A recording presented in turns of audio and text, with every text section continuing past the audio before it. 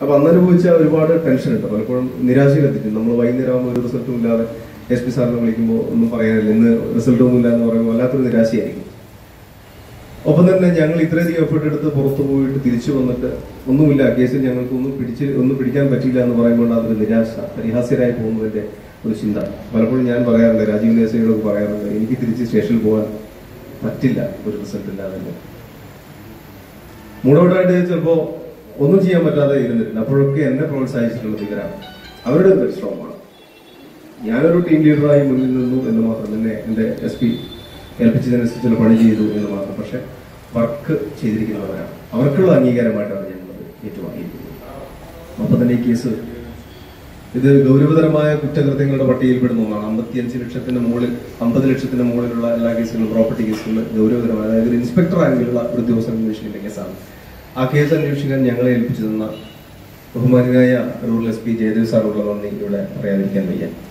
ഒപ്പം തന്നെ ഞങ്ങൾ ഈ കേസ് അന്വേഷിക്കാൻ ഞങ്ങളുടെ ടീമിനെ നിർദ്ദേശിച്ച SP സാറിനോട് നിർദ്ദേശിച്ച ബഹുമാനായ DSP ശ്രീ സുനിൽ സാറിനെയും ഇവിടെ സ്മരിക്കാതിരിക്കാൻ പറ്റില്ല.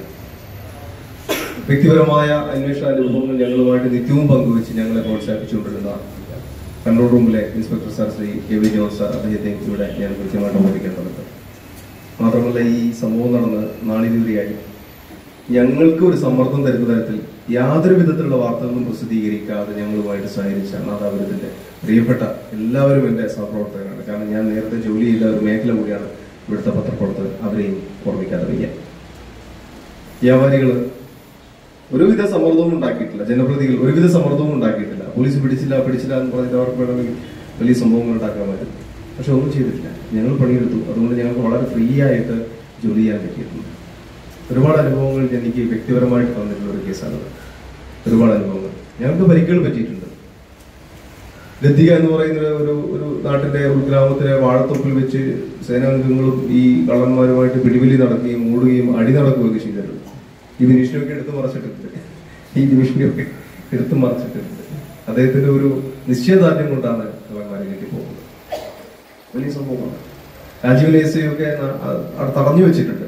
ഭാഷ അറിയാതെ ഒരു ഗ്രാമത്തിൽ പോയ സമയത്ത്, കന്നഡ അറിയാതെ ഒരു ഗ്രാമത്തിൽ പോയിട്ട് കാര്യങ്ങൾ അന്വേഷിച്ച സമയത്ത് അവിടുത്തെ നാട്ടുകാർ, ഇവിടുത്തെ പോലെ അല്ലായിരിക്കും. പണ്ടുണ്ടായിരുന്നു നമ്മുടെ നാട്ടിലൊക്കെ ആരെങ്കിലും വന്നാൽ കടയിൽ ചായക്കടക്കിലേക്ക് ആൾക്കാർ ചോദിക്കുന്നു എവിടെ പോവാണ്, എന്തിനു പോവാണ് എന്നൊക്കെ പറഞ്ഞു പോലീസ് പണി അവർ ചെയ്യുമായിരുന്നു.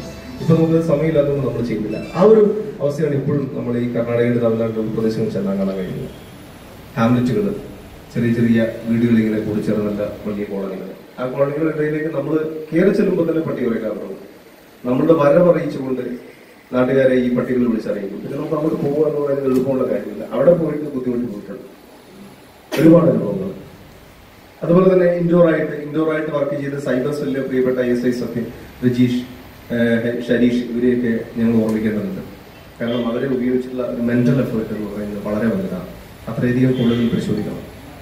അത്രയധികം ഡബിൾ വരുന്ന അത്രയധികം കോളുകൾ പരിശോധിക്കും. നിങ്ങൾക്കറിയാം, ഈ കേസിന്റെ തുടക്കത്തിൽ ഇവിടെ വന്നിട്ടുള്ള എല്ലാ അന്വേഷണ ദിവസവും പറഞ്ഞിട്ടുള്ള കാര്യമാണ് എന്താണ് ഈ കേസിന്റെ ഒരു തുമ്പ് ഈ ദിവസം. ഞങ്ങൾക്കൊന്നും കിട്ടിയില്ല. ഞങ്ങൾക്ക് ഒരു കമ്പിപ്പാരം വെച്ച് ഞങ്ങൾ ഡെവലപ്പ് ചെയ്തെടുത്ത ഒരു കേസാണ്. ഒരു കമ്പിപ്പാരം മാത്രമേ ഉണ്ടായിരുന്നു. അത് വെച്ച് ഡെവലപ്പ് ചെയ്തു. പൂർണ്ണമായിട്ടും ഫീൽഡ് ഇൻവെസ്റ്റിഗേഷനാണ്. എളുപ്പവഴികളൊന്നും ഉണ്ടായിരുന്നില്ല. എളുപ്പത്തിൽ കേസ് കണ്ടുപിടിക്കാൻ ഒരു ഘട്ടത്തിലും ഉണ്ടായിരുന്നില്ല. പൂർണ്ണമായിട്ടും ഫീൽഡ് ഇൻവെസ്റ്റിഗേഷൻ ആയിരുന്നു. യാതൊരു തരത്തിലുള്ള പാഴ്ചകളില്ലാതെ കൃത്യമായിട്ട് പഴുതടച്ചില്ല അന്വേഷണം. ടീമുകളെ കൃത്യമായിട്ട് സ്ക്വാഡുകളായിട്ട് തിരിച്ച് ഓരോരുത്തർക്കും ഒരു തോർത്തുകൊണ്ട് കിട്ടി. ആ തോർത്തുകൊണ്ടിനെ കുറിച്ച് അന്വേഷിക്കാൻ 2 പോലീസുകാരെ അയക്കുകയാണ്. അവർ തോർത്തുകൊണ്ടിനെ കുറിച്ച് മാത്രം അന്വേഷിച്ചുകൊണ്ടിരിക്കും. മാതൃഭൂമിയുടെ മനോരമയുടെ 3-ാം തീയതിയിൽ ഓരോ പത്രം കിട്ടുന്നു. അതിനെക്കുറിച്ച് മാത്രം അന്വേഷിക്കാൻ 2 പേരെ വിടുകയാണ്. ഒരു കമ്പിപ്പാലയെ കുറിച്ച് മാത്രം അന്വേഷിക്കാൻ 2 പേരെ വിടുകയാണ്. ഒരു സോക്സിന്റെ കവറിനെ കുറിച്ച് മാത്രം അന്വേഷിക്കാൻ 2 പേരെ വിടുകയാണ്. ഇവരിങ്ങനെ പോവുകയാണ്. ഇവർ ഫീൽഡിൽ പോയിട്ട് കടകൾ മുഴുവനും നടന്ന കാര്യങ്ങളെ കുറിച്ച് അന്വേഷിച്ച് അതത് ദിവസം റിപ്പോർട്ട് ഞങ്ങൾക്ക് തരികയാണ് വിചാരിച്ചത്. അത് വെച്ച് കമ്പയർ ചെയ്തിട്ട് പിന്നെയുള്ളത് ബുദ്ധിപരമായിട്ടുള്ള ചിന്തകളിലൂടെ അല്ലെങ്കിൽ ഇവാലുവേഷനിലൂടെ കൃത്യമായിട്ടുള്ള ഡാറ്റ ഇന്റർപ്രിട്ടേഷനിലൂടെ ഒരു കൺക്ലൂഷനിൽ എത്തിച്ചേരുക എന്നുള്ളതാണ്. വടകരയാണ്. നിങ്ങൾക്കറിയാം, ഈ കേസിലെ പ്രതികളൊന്നും തന്നെ ഇവിടുന്ന് ഫോൺ ഉപയോഗിച്ച ആളുകളാണ്. പലപ്പോഴും സൈബർ സെല്ലിന്റെ എളുപ്പത്തിൽ ഈ കേസ് ഡിറ്റക്ട് ചെയ്യാൻ പറ്റുന്ന ഒരു സംഗതിയാണ് ഫോണ് ട്രേസ് ചെയ്യാന്ന് പറയുന്നത്. ഇവിടെ അങ്ങനെ ഒരു സംഗതി ഉണ്ടായിരുന്നില്ല. വടകരയിൽ നിന്ന് ഫോൺ ഓഫ് ചെയ്തിട്ടാണ് അവർ എന്ത് ചെയ്യുന്നത്, പ്രതികൾ ഇങ്ങോട്ടേക്ക് വരുന്നത്. എങ്ങനെ സംശയിക്കാനാണ്? ഇവിടെ വന്ന് നിങ്ങൾ ടവർ ഡംപ് എടുത്തു കഴിഞ്ഞാൽ അതിന്റെ റിസൾട്ട് നില്ലായിരിക്കും, 0 ആയിരിക്കും, ഒന്നും കിട്ടില്ല. സമാനമായിട്ടുള്ള കേസുകൾ തൃശ്ശൂരിലെ ഒല്ലൂർ ചെയ്തിട്ടുണ്ട്. അവിടെ ആത്മിക എന്ന് പറയുന്ന 2 ജ്വല്ലറികളിൽ അവർ മോഷണം നടത്തിയിട്ട് വെള്ളി കടത്തി കൊണ്ടുപോയിട്ടുണ്ട്. സമാനമായ കേസ് കൊണ്ടോട്ടിയിൽ അവർ നടത്തി. എസ് ജ്വല്ലറി എന്ന് പറയുന്ന MS ജ്വല്ലറി എന്ന് പറയുന്ന അവിടെ ഏകദേശം സ്വർണം അവിടെ നിന്ന് കൊണ്ടുപോയിട്ടുണ്ട്. ആ കേസുകളെല്ലാം തന്നെ പോലീസ് ഡോക്ടർ കളക്ട് ചെയ്തിരുന്നു, പക്ഷെ അവർക്ക് റിസൾട്ട് ഇല്ലായിരുന്നു. അപ്പൊ അതുകൊണ്ട് തന്നെ ഇത് ഞങ്ങൾക്കൊരു വെല്ലുവിളിയുള്ളൊരു കേസായിരുന്നു. അപ്പൊ ഈ കമ്പിപ്പാരയെ കുറിച്ചുള്ള അന്വേഷണം അത് ശരിയായ തുമ്പുപിടിച്ചുള്ള അന്വേഷണം. ആ അന്വേഷണം ഇങ്ങനെ നീണ്ടു പോവുകയാണ്.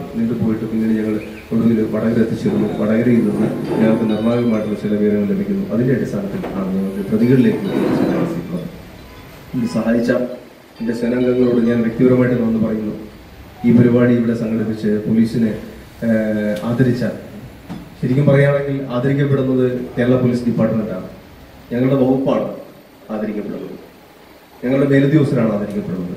നിങ്ങൾ തന്ന ഈ ഒരു സ്വീകരണം എന്ന് പറയുന്നത് ഞങ്ങളുടെ ജനമൈത്രിയുടെ ഏറ്റവും വലിയ ഉദാഹരണമാണ്. ഞങ്ങളുടെ പോലീസും ജനങ്ങളും ഒരുമിച്ച് കൂടി ചെയ്ത് ഞങ്ങളുടെ ജനമൈത്രിയുടെ ഏറ്റവും നല്ല ഉദാഹരണമാണത്. നന്ദി, എല്ലാത്തിനും നന്ദി. ഇനിയും ഇതുപോലുള്ള സഹായങ്ങൾ ഉണ്ടാകുമെന്ന് പ്രതീക്ഷിക്കുന്നതിലൂടെ പ്രവർത്തനം ചെയ്യും.